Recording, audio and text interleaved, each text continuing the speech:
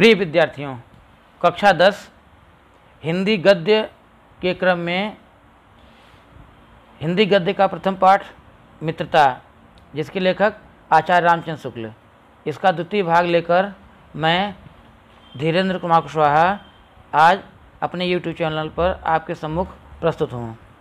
प्रिय छात्रों, पिछले वीडियो में हमने देखा कि मित्रता की क्या क्या विशेषताएं होनी चाहिए, एक सच्चे मित्र को कैसे चुना जाए, और भी कई चीज़ें थीं जिसको हमने व्याख्यायित किया और पाठ का वाचन किया। इसी क्रम में अब हम आगे देखते हैं। आगे आने वाले पैराग्राफ में किशोरावस्था में बालक के प्रवेश होते ही मित्रता का क्या प्रभाव उस पर पड़ता है और मित्रता के लिए उसकी क्या जिज्ञासा होती है, उन सब बातों का उल्लेख किया गया है। छात्रावास में तो मित्रता की धुन सवार रहती है। मित्रता हृदय से उमड़ी पड़ती है। पीछे के जो स्नेह बंधन होते हैं उनमें न तो उतनी उमंग रहती है, न उतनी खिन्नता। बाल मैत्री में जो मग्न करने वाला आनंद होता है, जो हृदय को बेधने वाली ईर्ष्या और खिन्नता होती है, वह और कहाँ। कैसी मधुरता और कैसी अनुरक्ति होती है, कैसा अपार विश्वास होता है, हृदय के कैसे कैसे उद्गार निकलते हैं। वर्तमान कैसा आनंदमय दिखाई पड़ता है और भविष्य के संबंध में कैसी लुभावनी कल्पनाएं मन में उठती रहती हैं। कितनी जल्दी बातें लगती हैं और कितनी जल्दी मनाना होता है। सहपाठी की मित्रता, इस उक्ति में हृदय के कितने भारी उथल पुथल का भाव भरा हुआ है। किंतु जिस प्रकार युवा पुरुष की मित्रता स्कूल के बालकों की मित्रता से दृढ़, शांत और गंभीर होती है, उसी प्रकार हमारी युवावस्था के मित्र बाल्यावस्था के मित्रों से कई बातों में भिन्न होते हैं। प्रिय छात्रों, लेखक के कहने का तात्पर्य है कि जब बालक छोटा होता है, बाल्यावस्था में होता है, अर्थात लगभग 12 वर्ष से कम की उम्र का, तो उसकी मित्रता में उतनी परिपक्वता नहीं होती है। वो अपने मित्रों के साथ छोटी छोटी बात को लेकर के झगड़ जाता है, परंतु थोड़ी देर बाद ही पुनः मान जाता है और पुनः खेलने लगता है। परंतु जैसे जैसे बालक बड़ा होता है, उसके मन में थोड़ी परिपक्वता आती है, विचार और व्यवहार में थोड़ा परिवर्तन होता है। जब व्यक्ति घर से निकलकर स्कूल तथा कॉलेज में जाता है, कॉलेज में जाते ही छात्रावास में अगर वह रहने लगता है हॉस्टल में, तो वहाँ पर जो उसके मित्र मिलते हैं उनके साथ मेल मिलाप करने की एक होड़ सी लगी होती है। उसको लगता है कि देखें इनमें क्या है, और वो इतनी तीव्र होती है, इतनी प्रगाढ़ होती है कि व्यक्ति जो घर के संबंध हैं, जो भाई बहन, माता पिता इत्यादि का जो स्नेह है, जो सुझाव है, वो सारी चीज़ें भूल करके उस नए मित्र के भाव में, नए मित्र के रंग में पूरी तरह रंग जाता है। अब हम आगे देखते हैं।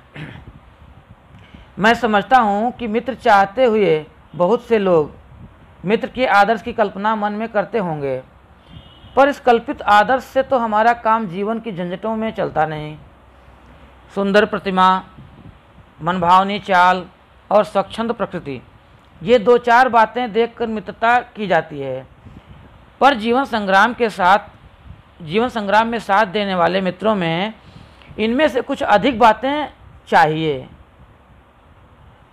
मित्र केवल उसे नहीं कहते जिसके गुणों की तो हम प्रशंसा करें, पर जिससे हम स्नेह न कर सकें, जिससे अपने छोटे छोटे काम तो हम निकलवाते जाएं, पर भीतर ही भीतर घृणा करते रहें। मित्र सच्चे पथ प्रदर्शक के समान होना चाहिए, जिस पर हम पूरा विश्वास कर सकें। भाई के समान होना चाहिए, जिसे हम अपना प्रीति पात्र बना सकें।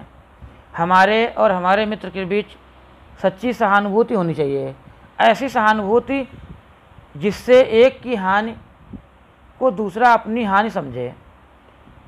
प्रिय विद्यार्थियों, लेखक के कहने का तात्पर्य है कि मित्र के चयन में हम कुछ ऊपरी बातों का विशेष ध्यान रखते हैं, जैसे व्यक्ति की मनभावनी चाल, बोलने का तरीका, और इसी से हम अपने आप को एक सच्चे मित्र के रूप में दूसरे को मान लेते हैं, परंतु ये बातें ठीक नहीं हैं। सच्चे मित्र में केवल यही बातें होना ज़रूरी नहीं कि वह मीठा बोलता है, बहुत पैसे वाला है, सुंदर है, अच्छी चाल ढाल है, बल्कि उसके साथ उसके अंदर कुछ और भी गुण होने चाहिए। गुण क्या हैं उसके बारे में लेखक बताते हुए कहते हैं कि जो मित्र होता है वो सच्चे पथ प्रदर्शक के समान होता है। अर्थात यदि हम रास्ता भटक रहे हैं तो सच्चा मित्र वही है जो हमें सही रास्ते पर लाने का प्रयत्न करे। ऐसा नहीं है कि मित्र हम बना लिए केवल स्वार्थ बस। मान लीजिए कोई बालक है जो पढ़ने में तेज है, उसको हम अपना मित्र बना लिए, परंतु उससे हम सच्चा प्रेम न कर सकें, मन ही मन में उससे ईर्ष्या करते रहें कि यह हमसे आगे क्यों हो गया, ये तमाम बातें हैं। तो सच्चे मित्र में ईर्ष्या का भाव नहीं होना चाहिए, बल्कि एक दूसरे के प्रति समर्पण का भाव होना चाहिए। लेखक ने कहा कि मित्र में सहानुभूति होनी चाहिए, सहानुभूति। प्रिय छात्रों, यह शब्द दो शब्दों से मिलकर बना है, सह प्लस अनुभूति। सह माने साथ, अनुभूति माने अनुभव करना। अर्थात एक मित्र दूसरे मित्र के सुख और दुख को अपना सुख और दुख मानकर अनुभव करे, वह होता है सहानुभूति। तो सच्चा मित्र बनने के लिए, सच्चा मित्र खोजने के लिए यह होना जरूरी है कि मित्र के अंदर हमारे प्रति कैसा भाव है, और वह भाव ही हमारी सच्ची मित्रता को दिखाता है। एक मित्र का हानि लाभ दूसरे मित्र के हानि लाभ के रूप में हो जाए, तभी सच्ची मित्रता निभ सकती है। आइए छात्रों आगे देखते हैं। मित्रता के लिए यह आवश्यक नहीं है कि दो मित्र एक ही प्रकार का कार्य करते हों और एक ही रुचि के हों।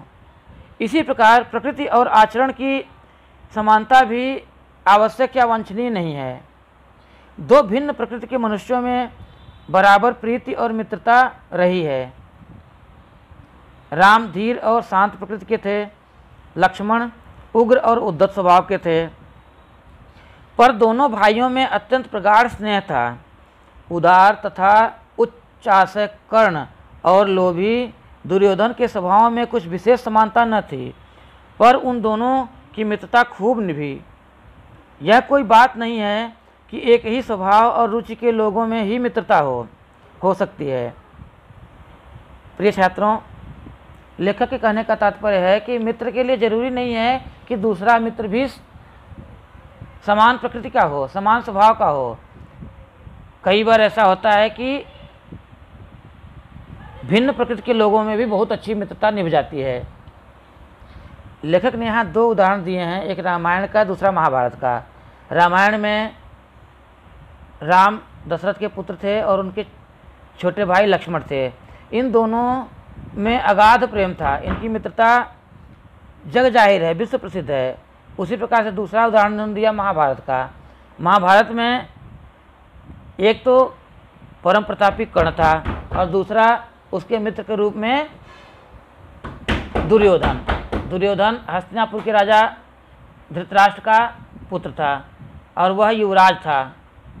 कुछ जातीय परंपराओं के कारण, सामाजिक बंधनों के कारण उसको अत्यंत अपमान का सामना करना पड़ा। कर्ण अपमानित था, इसलिए दुर्योधन ने उसके भावों को समझा और उसको अपना मित्र बनाया। इस प्रकार से मरते दम तक कर्ण ने दुर्योधन का साथ दिया।